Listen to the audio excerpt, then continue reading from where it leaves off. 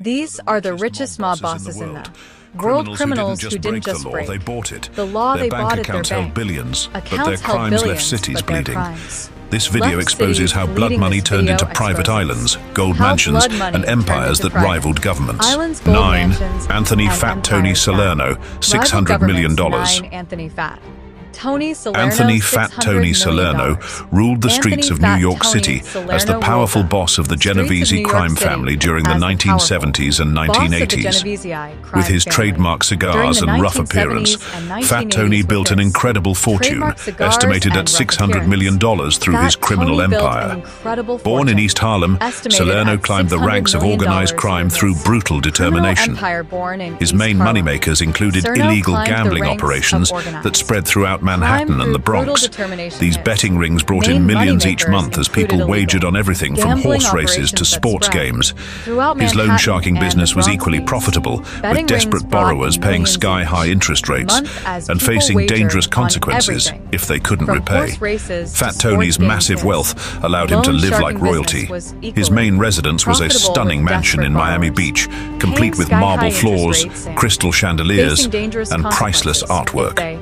The property featured a massive swimming pool surrounded by palm trees and a private dock where his 90-foot yacht remained ready for impromptu trips to the Bahamas. Back in New York, Salerno owned a fortified compound in upstate New York where he hosted legendary parties for fellow mobsters and corrupt officials. These gatherings featured the finest Italian food prepared by personal chefs, endless champagne, and entertainment from famous singers who didn't ask questions about their generous host. Fat Tony's car collection impressed even the wealthiest legitimate businessmen. His garage housed several Cadillacs, a rare Ferrari, and a bulletproof Lincoln Continental with custom leather seats. Each vehicle came equipped with hidden compartments for transporting cash or weapons. Despite his rough criminal background, Salerno developed expensive tastes. He wore hand-tailored suits from Italy, solid gold watches, and diamond rings on his fingers. His cigars were specially imported from Cuba at great expense, and he drank only the finest aged whiskey.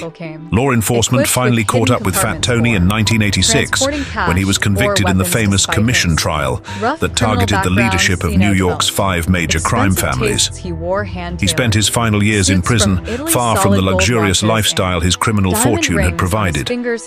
Salerno died behind bars in 1992, but his reputation as one of the richest and most powerful mob bosses in American history remains legendary in the criminal underworld. Fat Tony made New York streets rain cash, but across the ocean, another boss was stuffing suitcases with dirty money and setting fire to Europe's underworld. Michel Zaza, $700 million. Michele Zaza rose from humble beginnings to become one of the most powerful figures in the Italian Camorra crime organization. Born in Naples, Italy, Zaza built his criminal empire primarily through cigarette smuggling operations in the 1970s and 1980s. His network stretched across the Mediterranean, moving millions of contraband cigarettes from North Africa into European markets. The Italian crime boss didn't stop at cigarettes. As his power grew, Zaza expanded into drug trafficking, particularly heroin and cocaine. These ventures multiplied his wealth exponentially, eventually amassing a fortune estimated at $700 million.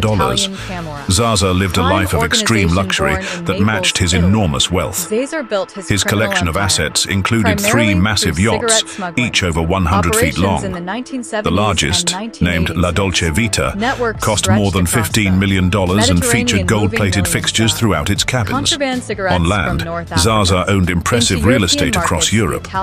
His main residence in Naples sprawled across 20,000 square feet, with marble floors imported from rare quarries. He also maintained luxury villas on the Amalfi Coast, a penthouse in Milan, and a chateau in the French Riviera, worth approximately $30 million. The crime boss spent lavishly on memberships to exclusive clubs. He belonged to the most prestigious golf clubs in Italy and France, despite rarely playing the sport.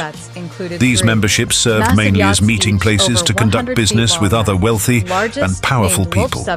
Zaza's spending habits were legendary among criminal circles. He reportedly dropped $500,000 in a single weekend at Monte Carlo casinos. His wardrobe contained hundreds of custom-made suits, each costing upwards of $5,000. The mobster never wore the same outfit twice to important meetings. Security for his empire didn't come cheap either. Zaza spent millions annually on bribes to officials and maintaining a small army of bodyguards. His protection detail included former Special Forces soldiers who received salaries far exceeding what legitimate security work would pay. Despite his enormous wealth and power, Zaza's criminal activities eventually caught up with him. Italian authorities, working with international police agencies, targeted his operations throughout the 1980s. The crime boss faced multiple arrests and legal challenges before his empire ultimately crumbled. Zaza lived like royalty off black market millions, but the next name did not just chase money. She spilled blood and flooded cities with cocaine until even the cops were too scared to say her name. 7. Griselda Blanco, $2 billion. In the dangerous world of drug trafficking, few names struck as much fear as Griselda Blanco. Known as the cocaine godmother, this fierce woman ruled Miami's drug scene during the 1970s and 1980s with an iron fist. Born in Colombia, Blanco moved to the United States and built a massive drug empire that earned her a staggering $2 billion fortune. Miami became Blanco's playground as she controlled the cocaine trade with ruthless efficiency. Her organization moved over 300 kilograms of cocaine every month, flooding the streets with drugs, while her bank accounts swelled with cash. Unlike other crime bosses who kept low profiles, Blanco flaunted her incredible wealth for all to see. Cocaine godmother lived in several luxury mansions throughout Miami, each one more extravagant than the last. Her main estate featured marble floors, crystal chandeliers, and gold-plated bathroom fixtures. The swimming pools at her properties were designed in special shapes, including one famously built to resemble Colombia, her homeland. Blanco's jewelry collection was legendary. She owned diamond necklaces worth millions, emerald rings the size of small pebbles, and a special bracelet made from pure platinum with her nickname engraved in diamonds. Her most prized possession was reportedly a diamond-encrusted pistol that she kept with her at all times. Cars lined the driveways of her properties, Rolls-Royces, Bentleys, and custom Cadillacs with bulletproof glass and hidden compartments. Each vehicle was painted in bright colors and featured personalized license plates. Blanco rarely drove herself, preferring to be chauffeured around Miami in these luxury vehicles. The drug queen's spending habits were beyond excessive. She once threw a birthday party for her son that cost over $1 million, flying in performers from around the world.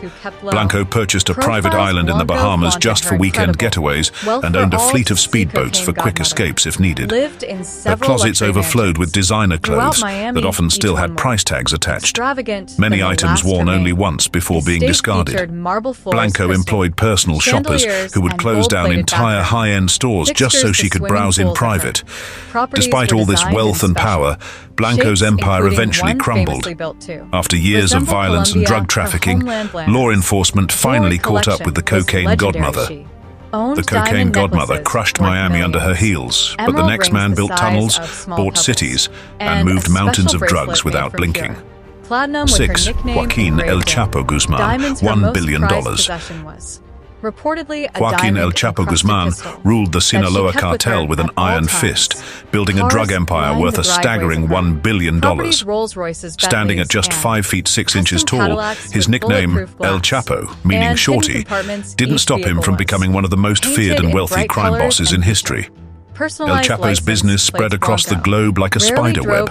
The Sinaloa cartel moved massive amounts of drugs, cocaine, heroin, marijuana, and meth from South America into the United States. At the height of his power, El Chapo's organization controlled drug trafficking in nearly half of Mexico. Life as a billionaire drug lord came with incredible luxury. El Chapo owned a collection of private jets for quick travel between his many hideouts. His real estate estate portfolio included beach houses, mountain retreats, and urban mansions spread throughout Mexico. Each property featured bulletproof windows, escape tunnels, and the latest security systems money could buy. The drug kingpin's car collection would make anyone's jaw drop. Armored SUVs, custom sports cars, and vintage classics filled his garages.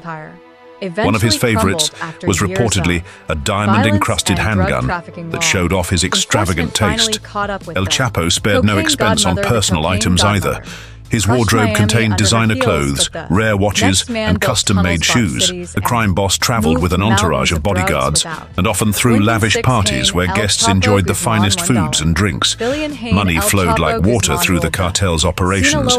Millions went toward bribing government officials, police officers, and prison guards. These payoffs helped El Chapo escape from maximum security prisons twice, once in a laundry cart and later through an elaborate tunnel system that cost millions to construct. Despite all his wealth, El Chapo's empire eventually crumbled. After his final capture in 2016, he was extradited to the United States and sentenced to life in prison plus 30 years. The Mexican government seized many of his assets, though rumors persist that billions remain hidden away. El Chapo broke out of prison like it was nothing, but the next boss did not need to run. He sat back in gold-trimmed mansions while the stock market fattened his pockets. 5. Susumu Ishii, $1 billion. Collection of private jets. In the shadowy world of organized crime, Susumu Ishii stood out as a different kind of mob boss. As the head of Japan's Inagawa-kai Yakuza group during the 1980s, Ishii transformed the traditional criminal organization into something that looked more like a business empire.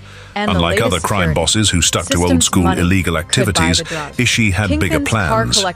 He took advantage of Japan's booming economy in the 1980s, known as the bubble economy, and dove headfirst into legitimate investments. The Yakuza leader poured money into the stock market and bought up valuable real estate across Japan when property prices were skyrocketing. Ishii's wealth allowed him to live in incredible luxury. He owned several mansions in Tokyo's most expensive neighborhoods, where a single property could cost more than most people earn in a lifetime. His main home featured traditional Japanese gardens, rare artwork, and rooms designed specifically for conducting tea ceremonies, blending ancient traditions with his enormous wealth. The Yakuza boss didn't stop at Japanese borders.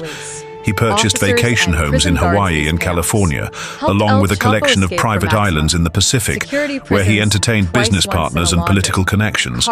His real estate holdings alone were estimated to be worth hundreds of millions of dollars. Ishii's investment portfolio included major stakes in some of Japan's biggest companies. He owned shares in banks, manufacturing firms, and entertainment businesses. The mob boss even invested heavily in golf courses during a time when golf club memberships in Japan could cost hundreds of thousands of dollars. His collection of luxury items was equally impressive. Ishii maintained a fleet of custom-made limousines, rare sports cars, and even a private jet for international travel. His wardrobe consisted of hand-tailored suits from the finest shops in Tokyo.